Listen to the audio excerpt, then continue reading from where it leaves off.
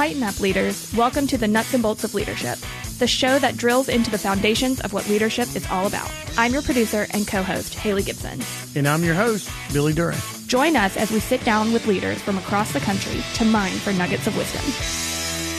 All right, everyone, welcome into the meeting room. And today we're going to be talking about leadership because this is the Nuts and Bolts of Leadership podcast. I'm the host, Billy Duran, and I'm in the meeting room today with my co-host and producer, Hali. Hali, welcome. Hali Gibson. Hali, welcome to the podcast. Great to be here. I'm stumbling over my words already today. So, Hali, new trend for the podcast. I'm throwing you my nugget of the week. You haven't seen it yet. I want your raw reaction to the biggest communication problems we have today is we do not listen to understand. We listen to reply. What are your thoughts on that? Ooh, I've struggled with this a lot. When you're a kid and you're at the lunchroom, you want your friends to hear you. And so you're always listening for the next thing to say. My sister and I practice this where if we get on the phone with each other, we'll make sure that we ask the other person how their life is going, because sometimes you just start talking about yourself. Yeah. But yeah, I mean, that is a great tool. The greatest question that you can ask is, tell me more. Yeah. My wife catches me all the time. She said, you're not listening. You're just thinking about what you're going to say next. And she catches me doing that all the time. So, Hali, we have a great guest today. We've got Ben Johnston, who is the Chief Technical Officer of Pittsburg Tank and Tower, PTT Group, G now. So it's the Pittsburg Tank and Tower Group. Ben is the chairman of the board and the chief technical officer. Ben, welcome to the podcast. Thank you. So Pittsburg Tank and Tower, I'm going to trouble spitting that out of there. So I'm going to say PTTG, designs, builds, and maintains storage tanks for corporation and government entities, as well as communication towers and structural steel for industry leaders around the world. Ben, you're also a 100% employee-owned company, and we're going to talk about that and how we came together because of that. And that's really kind of how we got connected. Ben, I looked on your website. I did a little browsing around your website. I'm going to tell you one of the coolest lines on your website is, and I don't like to read stuff, but I got to read it word for word. We're okay with being old school. We don't sell doodads, smartphones, or fancy coffee. Ben, did you have any part in getting that line onto the website? Absolutely, we did. I did. When you build steel things, there's not a lot of new technology. But at the end of the day, if you got up this morning and you had a cup of coffee or a shower, something held that water. If your cell phone worked, something sent that wave across the air. And that's what we make, the backbone of the world. Well, I'm very interested to hear more about your company. And Ben, you've been there for a long time, 46 years, if my math is right. Since 1977, you started working there when you were 16 years old. Tell us a little bit about what you've seen. So you're a 16-year-old. You probably got a broom, and you're probably cleaning up more than anything else. You're the helper.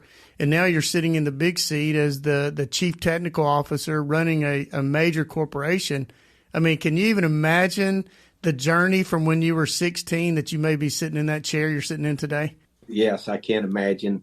I'm a third-generation family member. So from the day I can remember as a kid, I was going in the office. I was exposed to it. So I actually started before 16. But at 16 years out in the shop, the old guys and the old timers teach me how to weld and beat and bang steel and how to read a blueprint. And I'll share this because it ties in, I think, with the theme today. I was a terrible student. High school, I wasted 4 years of my life because I didn't want to take time to learn. Which was a terrible atrocity to myself because it was fun building things. But at the point, my body was wearing out a little bit. And Pop said, hey, you really ought to come to the office and learn how to take care of yourself and lead this business later on in life. So I had to go back and teach myself, which means I had to self-educate. Thank goodness my father taught me the value of reading. Had I not if I didn't have that value reading, I wouldn't be here today. Man, what a great lead in to the leadership conversation, because we'll begin with the notion of reading and how important that is. And we'll also come back and we'll tie up at the end kind of some of those books that you've read, and maybe want to recommend one or two of those to our listening audience. So Ben, a couple other things off your website that I love. So at age 83, Hali, your dad began to transition At 83, you seem like the transition would be over. You'd be fishing somewhere or playing golf or not really worried about what was going on at Pittsburg Tank and Tower. So what was it like to work for a man who was at the office, every day all the way up to his later years in life? It was an honor and a privilege. He was a wealth of knowledge.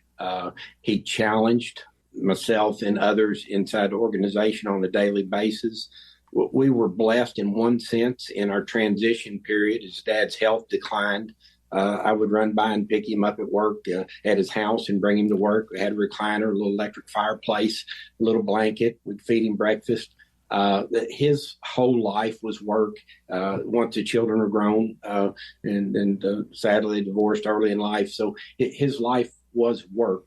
I was able to keep him here up until the last 5 days of his life, and the many, many blessings and ability to have the time and the want to take care of an aging parent. What an honor and tribute to your dad. And then from that, being the legacy of the company going forward is another tribute to your family and particularly to your dad and how you are carrying it forward. So I know that he is proud of you.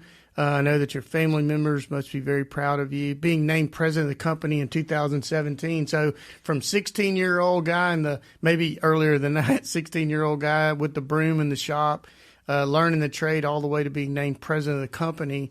Ben, tell us just a little bit about kind of the history of Pittsburg Tank and Tower, just to kind of give us an idea of the transition that you've gone through from its early beginnings as you knew it into what it is today. Wow, what a journey.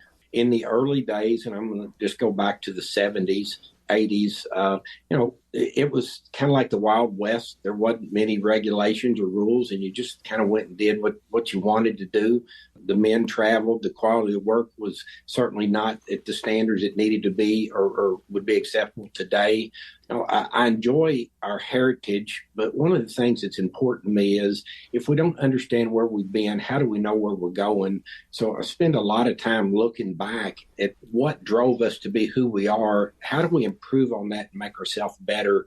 We use lessons learned logged and open communications as we travel through that relationship journey to build the organization, to build the trust with our customers, to have that repeat business that's led us to who we are today. So on that, Ben, we've actually, because the podcast is a big interest of us, we know that you guys have got an internal podcast and you do some communication that brings your team in to talk about their understanding of the company and the relationship about the culture and all you're doing there. Tell us a little bit about how important that is to you in terms of, not only holding on to the heritage of kind of where you've been. You talked about how important it is to look back because this is kind of where we've been, not forgetting who we are, with the same balance of looking forward and where we're going and innovation and technology and all these other things. How do you find a good balance there? Because we struggle there a little bit in that, I spend most of my time thinking about what's next.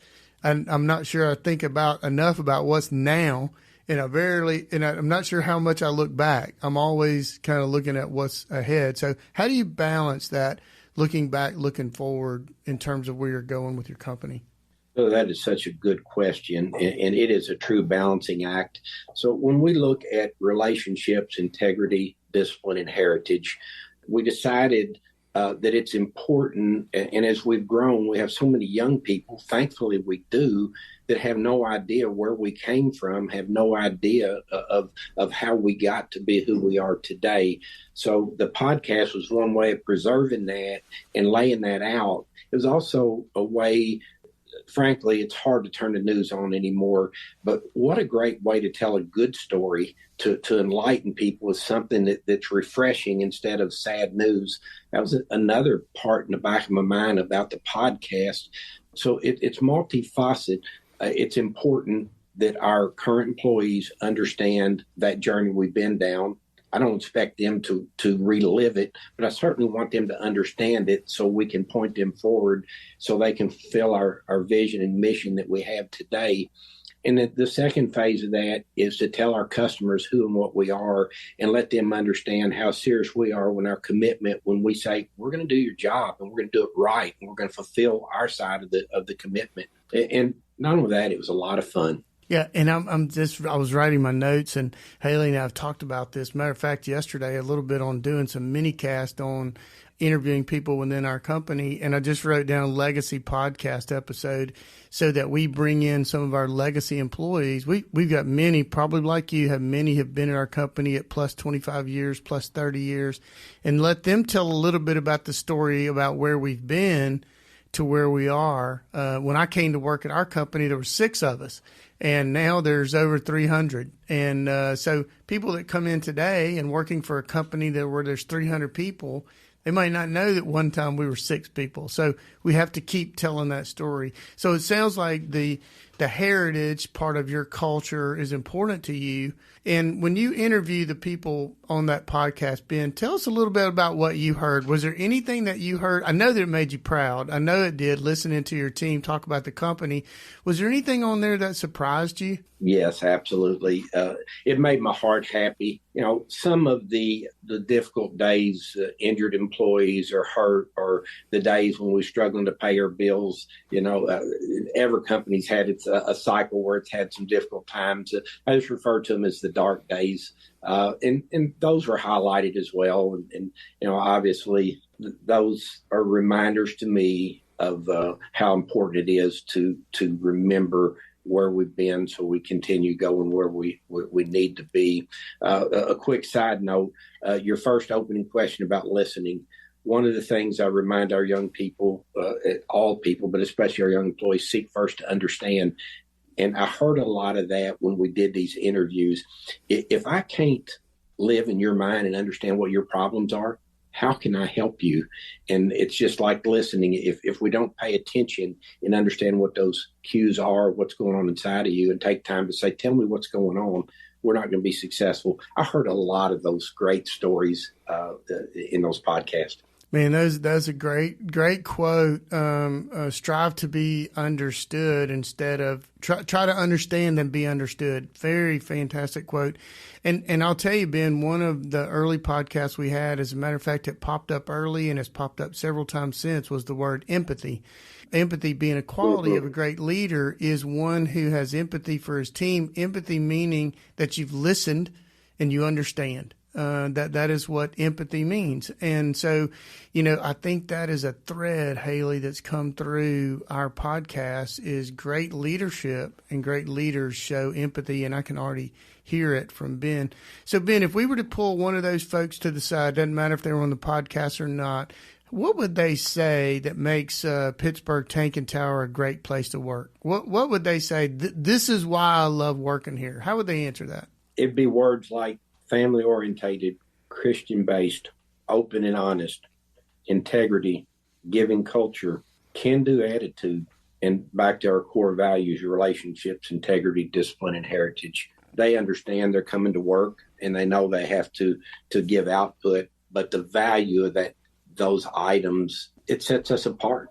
So when we look at what sets us apart, I mean, those are important because actually, we one of our favorite books, we love the John Maxwell 21 Irrefutable Laws of Leadership, Ben, and one of those laws is the law of attraction. And, you know, it sounds to me like when you're putting things out there, people are looking at your website and they're hearing your team members talk about what a great place to work and talk about the things that you're doing, not just for me, because we talk about value, creating value in and for people, not just in what their compensation is, but creating opportunities for them to grow inside the organization. So therefore, we believe that creates this law of attraction. It sounds like that you guys are attracting team members just by doing some of that internal marketing. Would you say that would be accurate? 100% accurate. That put a smile on my face, Billy.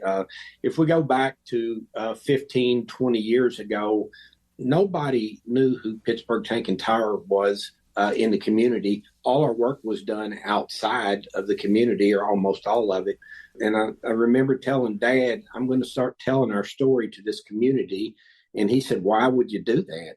And I said, I have a vision of one of these days we're going to need a group of leaders that we don't have today. And the only way we can accomplish that is for people to understand who and what we are.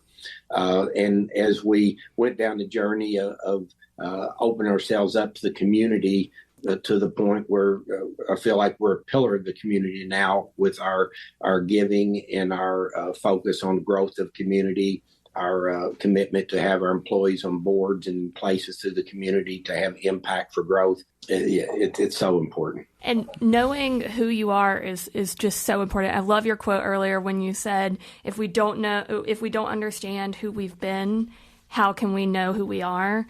So how can you merge, reflecting on PTTG's history, how as the company has evolved culturally over the past century, and then what aspects of your heritage does it still hold dear today?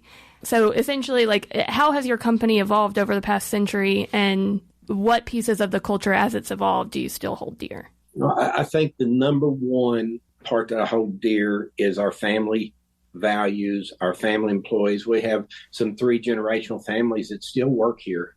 There's not many companies can say that. That is my number one value, being humble, being a servant leader, and expecting that out of our whole entire organization is so important. And that's really hard to drive today, especially with some of the younger generation understanding the value of that. But as we look at transition, we went from a small company to a company that has a president, an executive vice president. We have policies and procedures. We have vice president of risk management. We have our director of IT, director of HR. So as I look at the evolution of the company, there's a point where we're no longer an entrepreneurial company, but how do we build the foundation for sustainability for the next 100 years? Which was really the reason for ESOP. Ben, you sound like you've been in my executive leadership meetings. I mean, you're walking right down Main Street. This is our language. I mean, you are speaking our language. And it's so, you can just see, there's a big smile on my face. I mean, you're hitting all these buttons with our company, and we talk about how do we create a sustainable model. The perpetual model of employee ownership is it goes on to infinity. It just continues to move on to the next generation. And we're going to talk about, a little bit more about that. When you made the decision to move towards employee ownership, how did you come to that? I mean, I can tell you our story, and we've told it a lot on here, but how did you come to that place of, hey, we need to look at possibly merging to employee ownership? Wow. That is, first of all, a good question. That's a hard question. I was sitting in a meeting 7 or 8 years ago, and one of our executive management managers in a group session looked at me and said, Ben, what's going to happen if you die tomorrow? And at that point, Dad's health was not such that he could have impacted the future of the business. That scared me. There were 6 of us children. I'm the only one left alive. So it all fell on my shoulders. And when I left that meeting at night, one of the things I like to do every night before I say my prayers or after I say my prayers is ask myself, did I do the best I could today?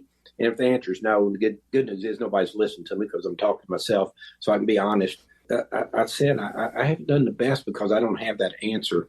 So the next day I pulled out a blank sheet of paper and I started writing solutions. 2.5-year journey later, I had the pleasure of interviewing 2 chairmen of the board of ESOPs that were in excess of $1 billion ESOPs that granted me time to talk and answered questions.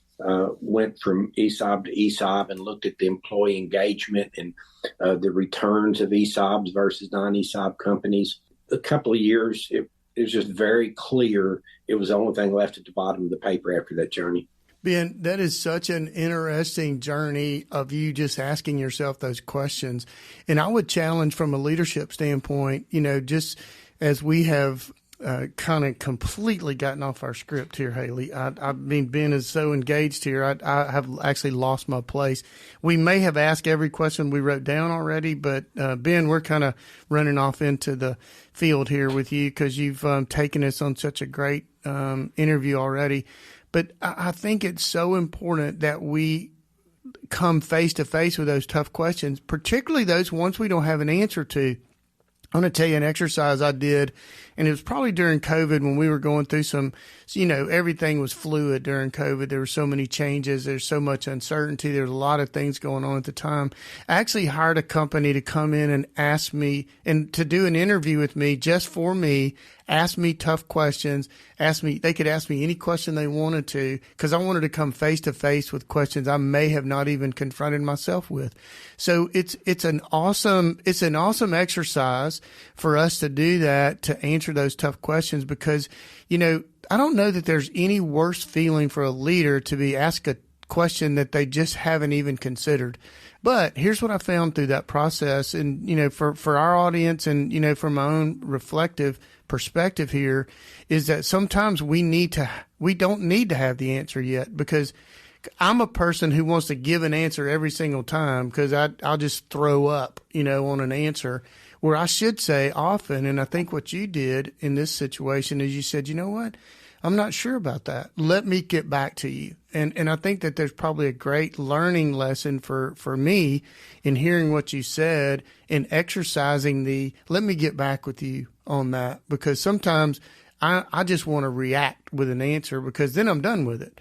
When I say, let me get back with you, I've put the burden back on me. So can you talk a little bit about what that exercise was like, a little bit more about that? And if you've had other questions like that, maybe. I've had a lot of those questions in my life. As I told you, I was pretty stupid early in life and didn't see the value of education. 12 years on the school board, giving back to the community really helped me understand the values of education. So it's helped me grow a lot of young leaders, but it's also really focused in me. I don't have to have answers. I have to be the person that if I don't know it and it's the right question, I'll go find that. And I don't believe in, as you said, just throwing up. I don't. I'd rather thank you. I appreciate that. I need to digest this. I've did a lot of that in my life, a lot of different scenarios, a construction problem that you hit. Okay, how are we going to solve this? Well, maybe the first thing you do, and I love to say this came from my grandpa, when you find yourself in a hole, stop digging. Just stop digging and take a deep breath. That's the start of the solution. I don't know that I answered your question completely, but the important part to me is being honest with myself. If I don't know an answer, take the time and energy to go find the resources to get those answers. Listen, and listen, and then come up with solutions. Very well said. So, Ben, we're going to take a short break, and when we come back, Hali's going to come at you with safety. It looks like safety is a big part of your background, and we're going to come at some questions with safety. So you're on the Nuts and Bolts of Leadership podcast, and we'll be right back. Threaded Fasteners is a 100% employee-owned company whose mission is to create value in and for the people we serve. So, if you're interested in learning more about how we develop a people-centric culture, or if you're interested in a customized fastener solution, send us an email at culture@threadedfasteners.com. That's culture@threadedfasteners.com. All right, everybody, we're back on the Nuts and Bolts of Leadership podcast, and Hali's got a question about safety. Go ahead, Hali. Ben, while I was reading your bio, immediately the word safety jumped out at me. So tell me how your team has developed a culture of safety. Hey, that started back 4 decades ago, sitting through a deposition that I didn't like the answers to some of the questions that were asked. And I realized that we as an organization had not done our job. So the first thing I did is decide we should have a safety program or a safety manual. And that was pretty easy to get somebody to write it. Then how do you get people to read it? And more importantly, how do you get people to buy into it? In those days, a lot of the old timers, they had never wore a safety belt. And so, okay, now we got to start wearing safety belts. And this is before harnesses. And, over time, it's evolved to we're not interested in 95% tie off. We're interested in 100% tie off. It starts with a belief for myself and a commitment that we're going to have a safety program that's going to grow into a safety culture. It starts at the bottom up, the guy that's sweeping the floor that understands and believes in. It involves a big thing called trust. Why are we doing this? trust me, it's the right thing to do. So you can go home and see your wife, your children. At the end of the day, we want you to be as healthy at the end of the day as you are at the beginning of the day. It was a battle. It was one of the hardest battles I ever fought in my life, Haley, trying to convince people. And in some cases, it took some of the old timers retired because they just didn't want to have any part of it. Yeah. Isn't it interesting, though, when you're introducing a new, even if it's a great thing, when you're introducing a new thing, how change is not just simple. We would think that safety would be one of those things, like a lot of things, but even still, even the challenges it's kind of like the rut. When the rut's been created, it's hard to pull out of it. Yes, it is. Well, we as typically don't like change, but it's our jobs as leaders and visionaries to understand what that right change is and then lay out a program so people understand. If we can get them to listen and understand why it benefits them, then we probably got pretty good success. But it still took 4 decades. Well, That's a long time. Well, Ben, I know, and this is kind of a follow up to Haley's question, and I think you just answered it. It's for us as leaders to answer the why question. Sometimes this is why we're doing it. We're creating value. We have this foundational value creation, and at the end, it's the why. Why we're doing this is to create value. If we're not creating a culture of safety, we're missing a huge piece of the culture value creation. So well done. And I think and I do think it's a battle, and it always will be, but it's a battle worth fighting. Absolutely it is. If we believe in our core values of family and heritage, but we're unwilling to take care of those employees, we're a hypocrite. Yeah. Ben, let me ask you a question. I'm going to go back. I have a bad attention problem. So I wrote this note down and said, and I actually am thinking, did I hear him say this? Did you say that you have a lesson learned log? We do. I need to know more about that. I thought you may have just said that as an aspirational thing, but you actually have a lesson learned log?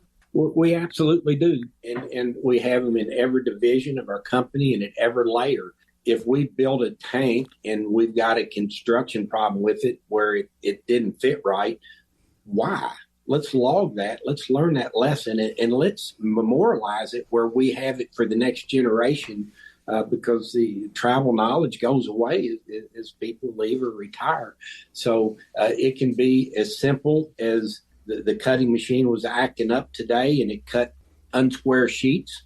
Now we got to spend more time and energy welding that. So why did it malfunction today? Was it something within our control, all the way to a blueprint that's done wrong? And why did it ever get out of drafting with an error in it? So let's log that lesson.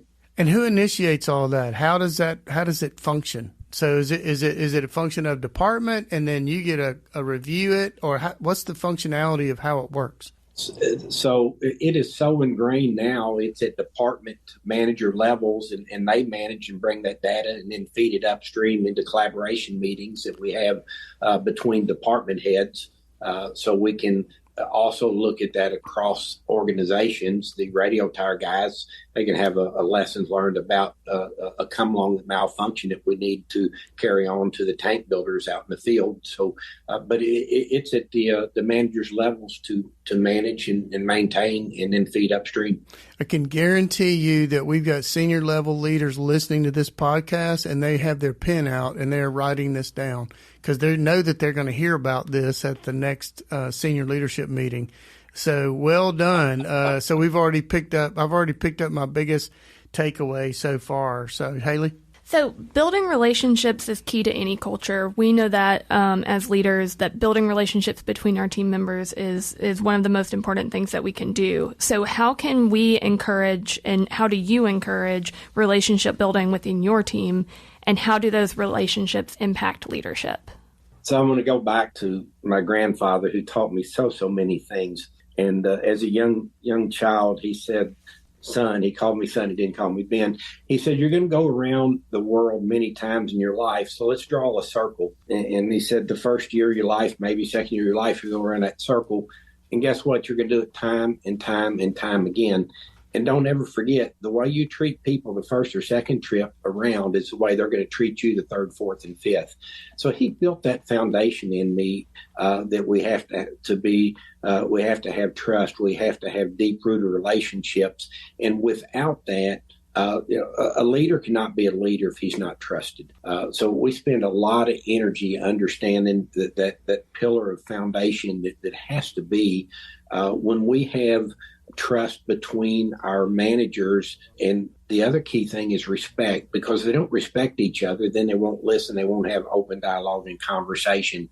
But when we have that respect and trust, all of a sudden this manager truly believes that the manager on the other side of the company is actually doing his part, and he's doing it for the betterment of the whole, not for the betterment of his department. We spend a lot of time building that foundation internally. And then can you tell us more about how, so when we were listening and when we were doing all of this research for your company, we learned that you, one, are investing in your team through the podcast that you did.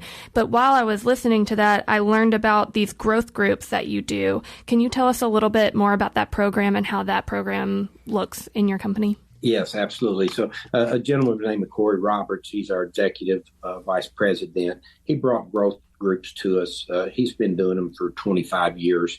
A growth group could be anywhere from 4 to 7 or 8 people. They're cross-departmental. There's no titles in a growth group. We are all just people sitting across the table with each other. It starts with 2 of Maxwell's books, the 15 Invaluable Levels of Growth, and then the 5 Levels of Leadership. That's the foundation to help people understand the values of being a good leader. We expanded. We have one growth group now that has people from external to the company, which we really enjoy. And at the Global Leadership Summit this year, we were asked to get up and discuss that. And there are now growth groups in our community that have been spurred by what we've done internally, as they're seeing the value of how we're growing young minds and leaders. The trust bank account that we've developed amongst the growth groups, I just cannot tell you the value of that, because now, and this has been going on for a few years now, golly, you can have some really tough conversations, and that empathy is there to understand and truly the want to get to the bottom of issues. They've just been such a dominant change in our organization, especially with our young people. I love it. And I'll remind you, we have a responsibility to grow these people. That is our responsibility as leaders in our organization. I love that phrase, the trust bank account, that, for years we talk about, what it looks like to make deposits into people's lives. And when you're able to make deposits in one another's lives and build that mutual trust, then those withdrawals don't make that relationship bankrupt. And well said, Ben. Ben, I love The Atomic Habits. Haley, I think that book has come up more than one time on the podcast. And then Henry Cloud. I'm a big fan of Henry Cloud. Necessary Endings is a great book by Henry Cloud, another great book. I've read several of his books. Ben, so the final question we like to ask all of our leaders. So the podcast origin was to bring leaders like yourself into the room, into the meeting room, so that we have emerging leaders, and we've got leaders, possibly potential leaders, that don't even recognize that they have the potential. Maybe they're the 16-year-old out there with the broom in their hand thinking, I'll never sit in the big seat. But we like to encourage them. When we ask you the question, Ben, if they were in the meeting room with us today, how would you encourage a young leader to get started on their leadership journey? One of the first and most important things is we know as we're going through life, we're going to hit some walls. We're going to have problems. And I like to remind our young leaders, stop, stand up, dust off, and take off running again. Don't quit. Don't get discouraged. Believe in yourself. That is so important. When you're setting goals, to me, there has to be 3 levels of goals, something that's short-term, mid-term, and long-term. If you set a goal for 5 years, you're probably never going to get there. If my 5-year goal is I want to have X, but I've got a short-term that's a stair step to get me to X, and I've got a 1-year goal or levels, I think those are so important, because it's easy to get defeated because we can't stop and smell the success of today. As a great segue, Ben, I love the goal platform that you just laid out there. We call those early goals. What do you call those, Haley? Those first few goals? What do you call them? Nitty-gritty goals. The nitty-gritty goals. We like to talk about those first 60 to 90 days as the nitty-gritty goals. She thought I stumped her there on the nitty-gritty. I almost didn't remember it, but I got there. So Ben Johnston is the Chief Technical Officer. He is the president. And Ben, it's been a pleasure spending time with you. I can sense the genuineness from where you lead. And you are a credit to leaders everywhere. So thank you for taking time to be on the podcast. It has absolutely been my pleasure.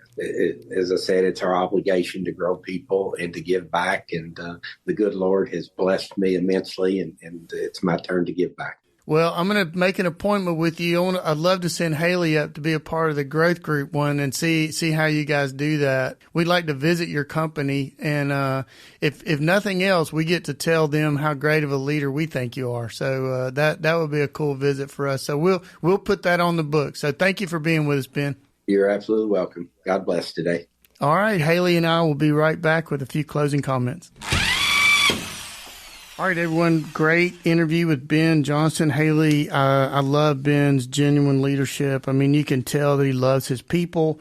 And, you know, a lot of the comments that we've heard on the podcast, their internal podcast, you can tell that there's a great love for the people and the culture there. And I guess my biggest takeaway was the lesson learned log. I mean, he just kind of dropped that in, and I wrote myself a note. Did I hear that correctly? But wow, lesson learned log. I can tell you right now, I'm going to buy a journal book when I leave here, and I'm going to write LLL on the top. How about you? For all of our nugget watchers out there, that was a nugget drop. That was, you know, a mic drop kind of a moment. Mine was the trust bank account. I know we've talked about, you know, your teammates, your employees need to trust you. You also need to trust them enough to give them the freedom to make the choices that they need to make. But they also need to trust you in that, you know, sometimes you don't always have the answers, and they trust to be able to sit with that and be comfortable in that kind of silence while everything gets figured out. And, you know, one thing Ben talked about that I thought was kind of cool, he has that ability to say, let me get back with you on that. And there's a little bit of trust in that as well, and trusting that your team might think you're not weak, or, you know, you really should have an answer for that. But the fact that he can say, let me come back to you on that, because that probably means he's done it in the past. He's been given a question. He needs to think about it to come back. So that, again, is another layer of trust building. So great episode with Ben Johnston. And Haley, I'm already looking forward to the next episode. So till we come back, tighten up. Tighten up.